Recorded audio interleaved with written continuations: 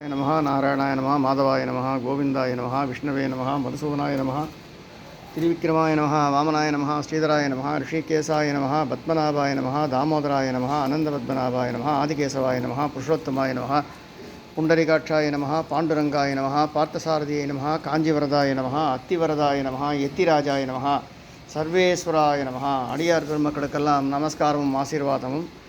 இன்றைய தினம் திருவோண நட்சத்திரம். திருவோணம் அப்படின்னாலே நமக்கு உலகளந்த பெருமாள் வாமன அவதாரம் தான் ஞாபகத்துக்கு வரணும். அதுதான் ஞாபகத்துக்கு வரும். திருவோணத்தில் வந்துதித்தான் அப்படின்னு திருவோண நட்சத்திரம். சுவாமி வாமன அவதாரம். வாமன அவதாரத்தோட விசேஷம் என்னன்னு கேட்டீங்கன்னா,